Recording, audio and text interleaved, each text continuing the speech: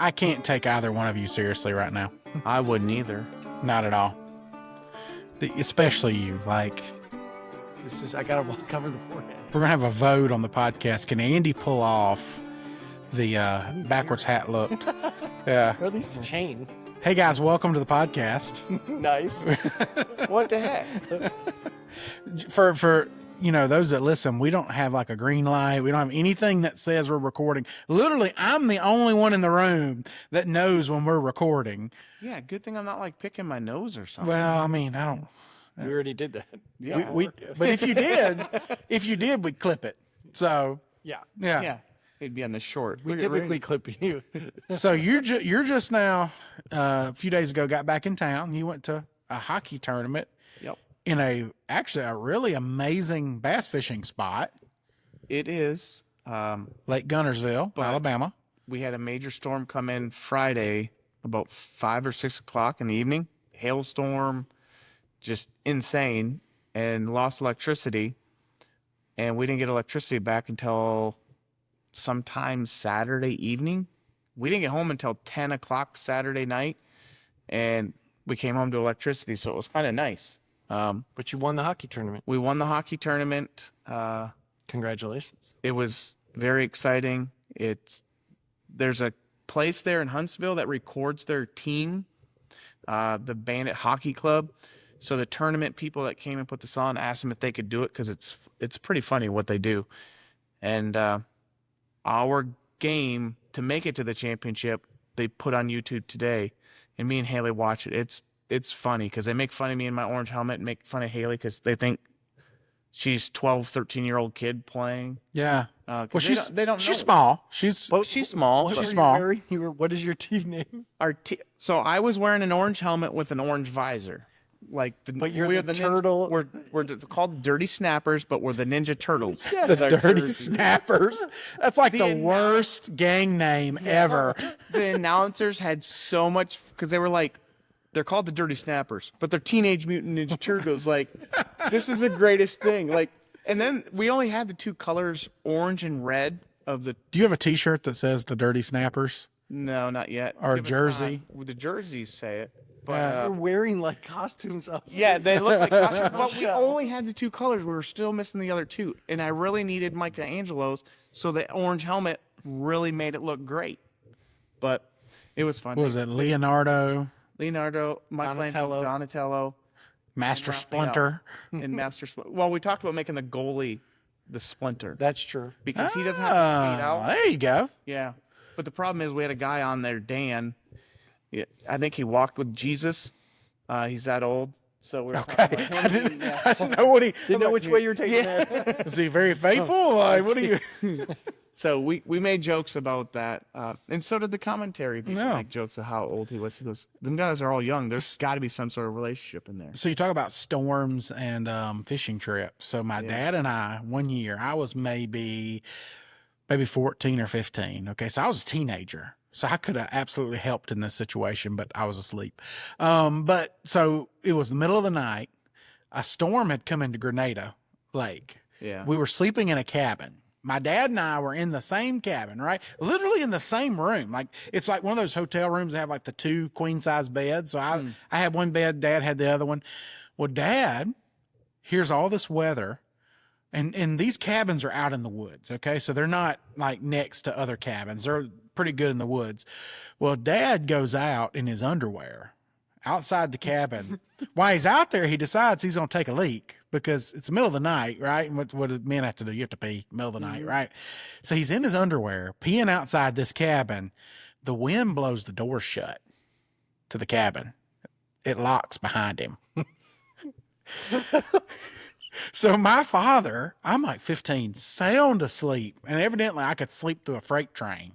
He's going from window to door, banging on everything, trying to get someone to open the door. And finally, honestly, I don't know how he got in. Because somehow or another, because I didn't get up and let him in, but somehow or another he got in. I don't know if it was a ranger came by. How do you explain that? First, you explain it, and do you have to show I'm sure proof that this is your place? He don't have his wallet. That's what I'm saying. Like he's in his underwear. Like At least he was it's wearing in there. underwear. Yeah. Well, I mean, I don't. Do you walk outside? I don't want to know. Okay, moving on. Moving on. Yeah. So back to the whitey tighties thing. My dad and I were Great lead in, by the way. I know. My dad and I were fishing with a friend, and he has a very nice boat, family friend, and he drops the brush in the water. And this is in New England. It's cold. It's early spring. And he goes, hey, it's only like 8 feet deep. Can you go get it? So I stripped down on my whitey tighties. I was probably 12. And I was like, what's the water temp? They're like, it's probably like 72, 73. I was like, oh, I swim in pools like that all the time. I jumped in. It was 48. I never went under. That's awesome. So they pulled me out, but they were dying laughing. And I was freezing. Well, it's like a couple weeks ago, so it's still trying to warm up around here, right? Yeah. We baptized Cash a couple weeks ago. Like all of us were there for that. Oh, he was cold. It was cold. What was funny is as we're walking in, like I'm like trying to encourage. Cash is going, ha, he, oh, ah, all the way down to the water. I know. And when I baptized him, I put him under. Like literally, you would have thought hypothermia just took over in that moment. He freaked out. He almost pulled me in with him. Which would have him been to. funnier. Oh, it would have been amazing. But that cold water's no joke, man. No. But that was an amazing thing for Cash. And That yeah. was really cool. super excited for him. That was really cool. And then he caught so many fish. I know. So many. Yeah. God was merciful. Gosh. We loaded down. Yes. It was so funny, Randy, because our Cash was on the boat with me. Andy had two of the other guys on his boat. Yep. I don't know what was wrong with Andy's boat, but we were catching fish, and Andy was literally putting his cork next to Cash's cork, and Cash's would go down, and Andy's would just sit there. Well, his is not a crappie. But Is that what it is? Yeah. Oh, well, that's Yeah. true. Even when I caught him, I was on your boat. You were on my Yeah. boat. Yeah, he went with us. So that's what it is. the real thing is, I think it had to do with the minnows. So he had a live well where it was generating air through the Yeah. aerator. Mine were just sitting in a bucket.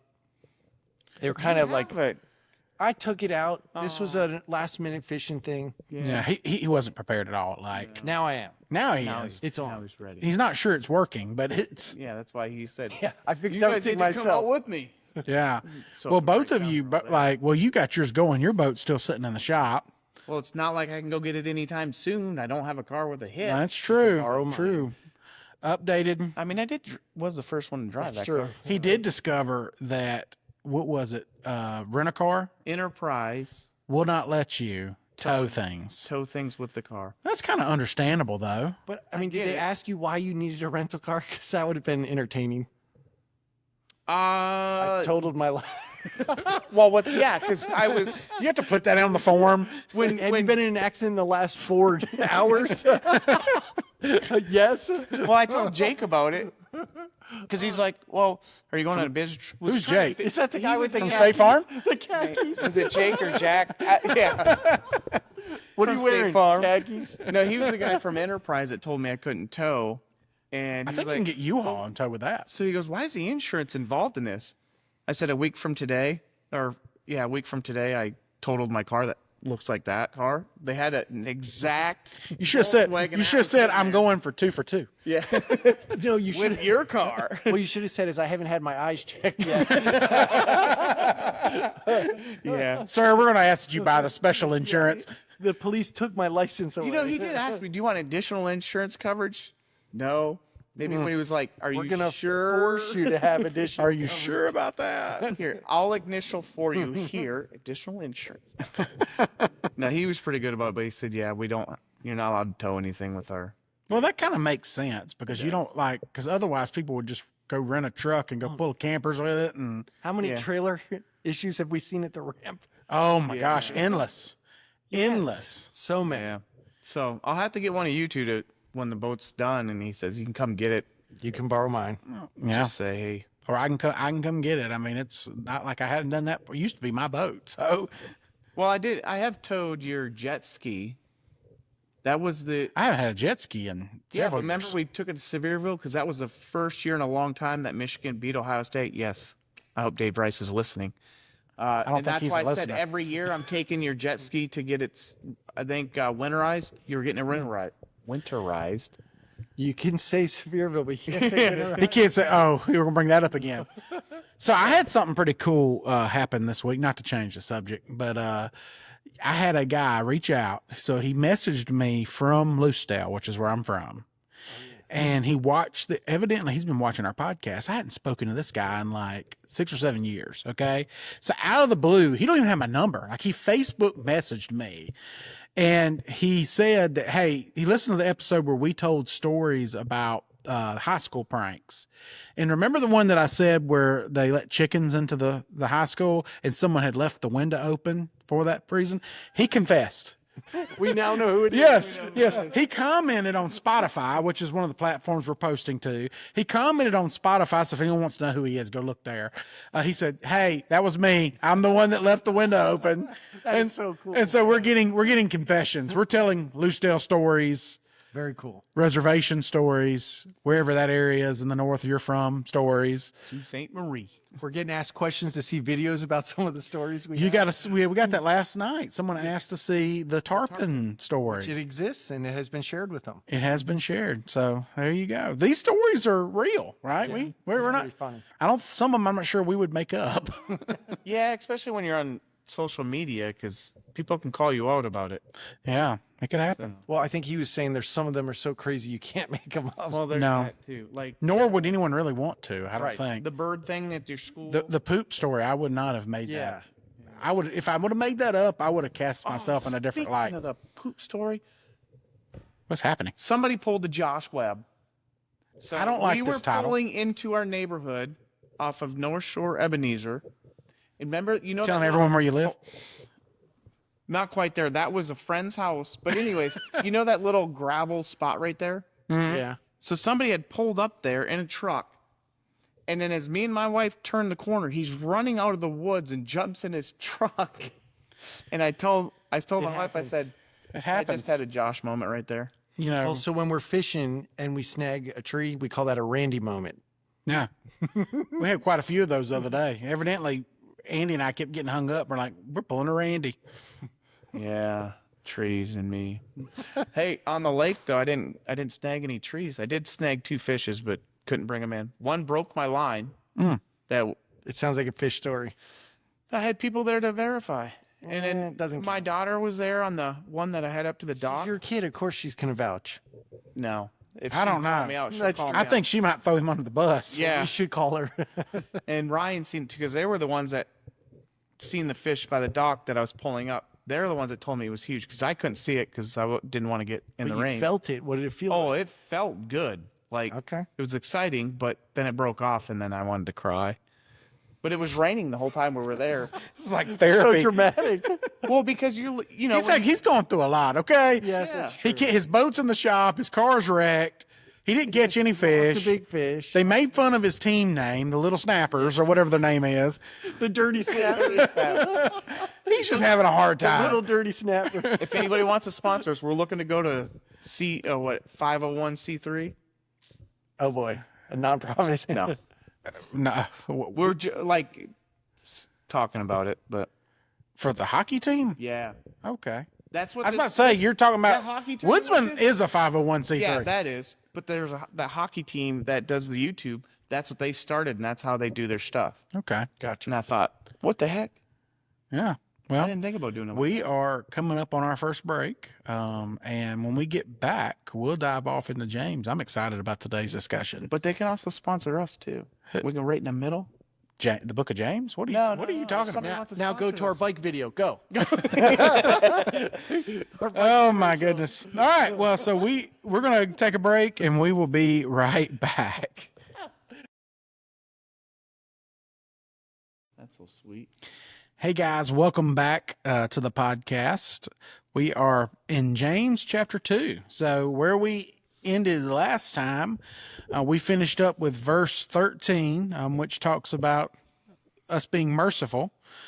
Maybe, hopefully, we showed a little more mercy this past week. But so we're going to pick up with verse 14, and this is getting into probably one of the most famous passages in James. Which is the faith and deeds. But before we read it, just for clarity purposes here, just remind that, hey, this was written to believers. This is the context. The church is dispersed. James is the half brother of Jesus. He's been a leader in the church for 20 years. and he's writing to believers, and he's challenging them to one couple things here. One, and we'll read it in a second, but one, for their works to show, right? For them to actually, if they claim to be Christians, actually prove that by their works. But at the same time, you have another dynamic of you may have some people in this group that claim to be Christian but aren't actually followers of Jesus. And so there's that dynamic too. And so I'm going to read it, and I'll read 14 through 19, and then we can talk about it. So it says this, it says, "What good is it, my brothers and sisters, if someone claims to have faith but has no deeds? Can such faith save them? Suppose a brother or sister is without clothes and daily food.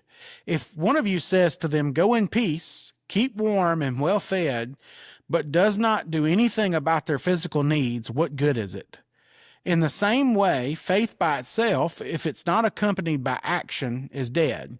But someone will say, 'You have faith, and I have deeds. Show me your faith without deeds, and I will show you my faith by my deeds. You believe that there is one God, good. Even the demons believe that and shudder.'" That's a tough talk there, isn't it? Oh yeah. So what's something that's jumping out at you guys? I'm gonna kind of reserve mine for just a second. Well, I think by faith we're saved, but if you're truly accepted Jesus and are seeking that, then it will be followed up by actions. I think Absolutely. it's easy to say something, but it's harder to go do it. Yeah. And so we do have a lot of opportunities to serve and follow what God's asked us to do. And we just have to make that choice, but not only decide and speak about it, but actually go do something about it. And I think that's what it's saying. Like, hey, you can say that you have faith, but it's just saying it. Let your actions show that you have faith, not just your words. Words are cheap. Words are very cheap. Yeah, and the thing is when I was doing the research on this, there's a dynamic that was happening. I didn't know this. I thought this was pretty cool. So the church is being persecuted. That's why they're scattered, right? And the persecution at this time is about to get a lot worse. Well, what was happening is Rome was actually sending spies into the church to act like Christians or to say that they were Christians in order to report information back to the Roman Empire and kind of report on what I read one spot that they said that sometimes they would wait 2 years before they would baptize someone into the church simply because they didn't know if they were a Roman spy or not. From Nero or not. Right. Like it was one of those deals where it's like, hey, prove that you're a believer. But also you'd have to think about it from this angle too, of the church just started, all these people, like this movement of God is moving very quickly and very powerfully. And you could have some people that's getting swept up in the emotions, but they're not actually making a commitment to follow God. And so James is very clearly, warning about that. And he's saying, hey, if you claim to have faith, but nothing in your life has changed, then you might need to go back and really check whether or not you're really a follower or not. Check your heart. Check your heart. The thing that passage where he said right here, verse 16, where he says, if you say to them, 'Go in peace, keep warm and well fed,' you know what kind of hit me with that? It makes me think of, anytime you might come across a homeless person or someone down on their luck and we just say, 'God bless you.' We don't really do it. I've been guilty of that, right? Like walk past. I had this happen the other day. I had just gotten my hair cut. And I'm pulling out I'm in North Knoxville and I'm pulling out and there's this lady who's holding up a sign that said, 'I'm hungry,' right? The little cardboard signs. And she's standing at the Home Depot there holding this sign. Well, my first inclination is like you pull up, I've got the windows down on my truck. It's a great summer day, but you have that inclination of like, I'm not going to make eye contact, right? Like I'm sitting there, I'm just being real here. Like you're sitting there in the car and like I noticed her, but I'm sitting here and I'm going through my mind. I'm like, I'm thinking about my schedule. I'm thinking about the things that I want to do throughout the day, right? That did not include me going to a restaurant and getting her some food, right? That's just me being selfish here. But I'm sitting here and I'm avoiding eye contact. Well, the light turns green and I pull out onto the road and I got about a quarter of a mile and the Holy Spirit just like hits me square in the face about this. And I argued with him. Like I argued with him all the way down the road. I'm like, Lord, and this is just terrible, but it's like, I don't have time for this. I got so many things I got to do. Right. And I just felt the Holy Spirit going, no, go get some food and go back there. And so I pull into Burger King, I order some food, and I drive back around and I give it to her. But the reality is when I think about this verse, how many times do we, and that was one time, thankfully, that I'd listened to the Holy Spirit, but there's been plenty of times when I didn't, right?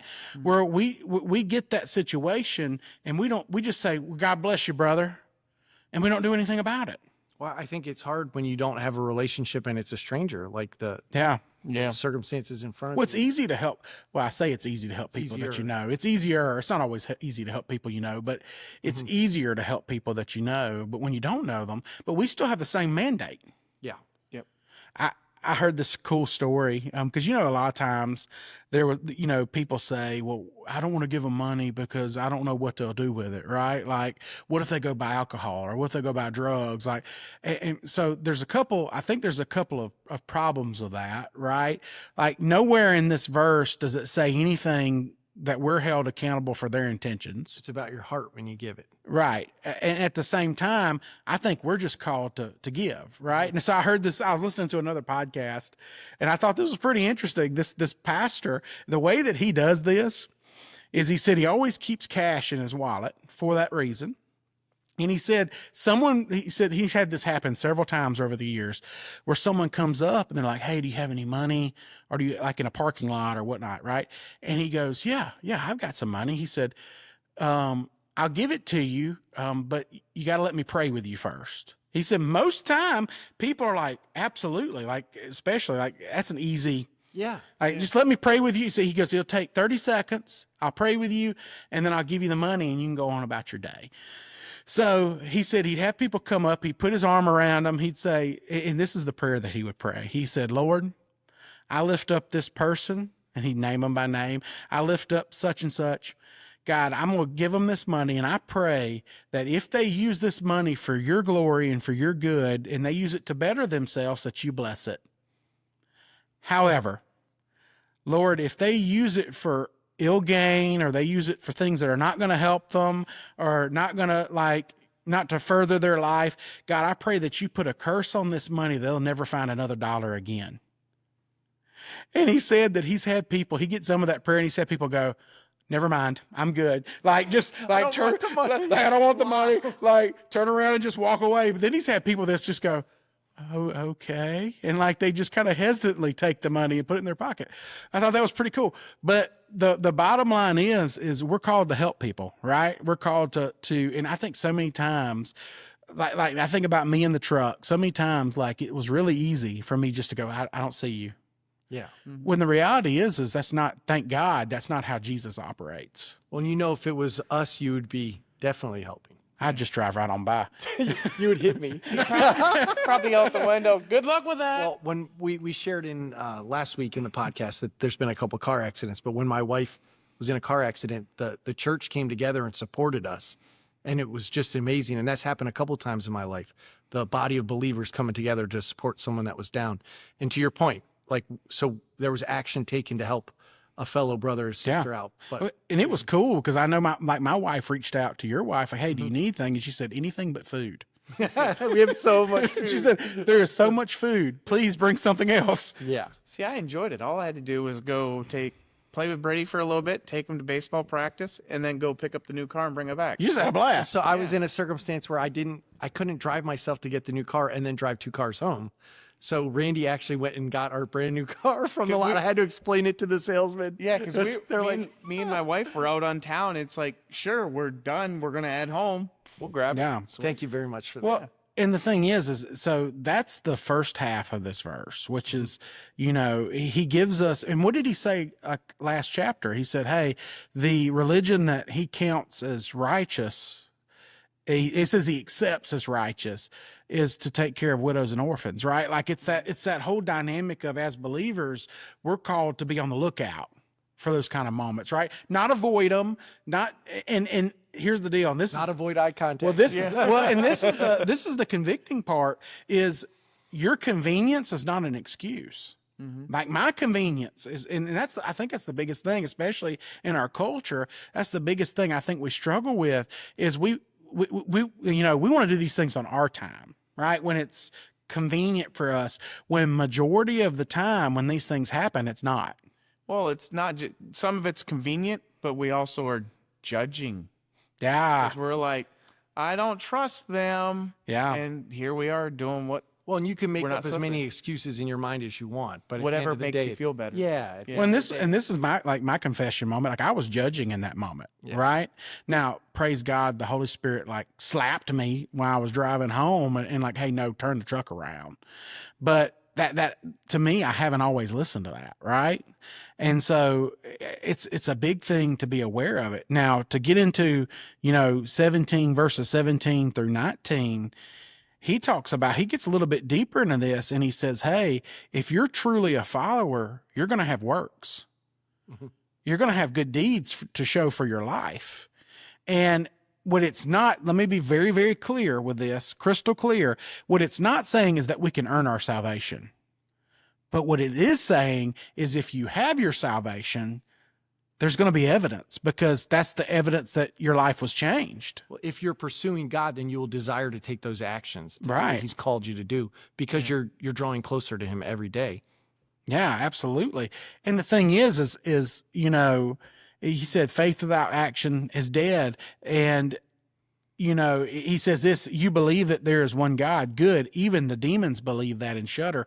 Like that makes me think further down, you know, the scariest to me, what is the most frightening verse in the Bible, which is from Matthew 7, where, and we'll talk about this probably more next week, but he says, many will say to me on the day, Lord, Lord, did we not prophesy in your name? Did we not drive out demons in your name? Did we not do these mighty deeds? And then I'll declare to them solemnly, I never knew you. Depart from me, you evildoers. Like, I look at that list and I go, these people are doing some pretty incredible stuff, but yet they did it outside of a relationship with Jesus. They looked the part, Right. but they didn't really have the surrender.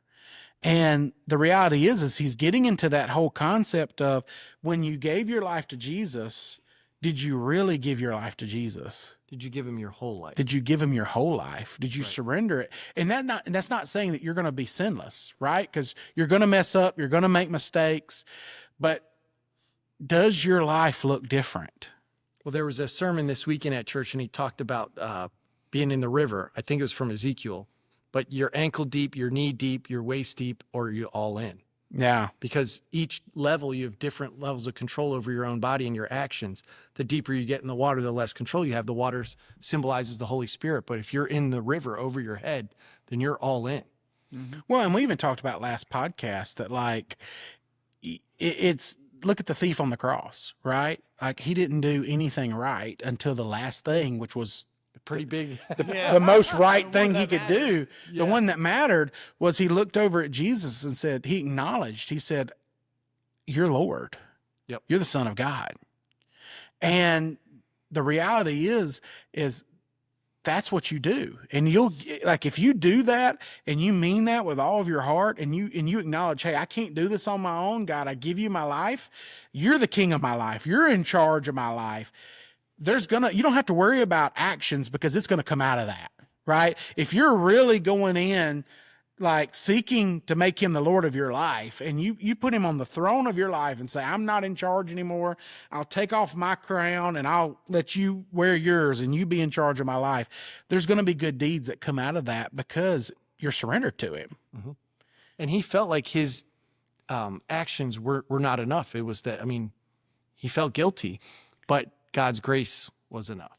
Well, and it's the difference between the two thieves, right? Like one thief hung on the cross and just, you know, cursed at Jesus and had this whole, Jesus was available to save him too, but he didn't acknowledge who Jesus was.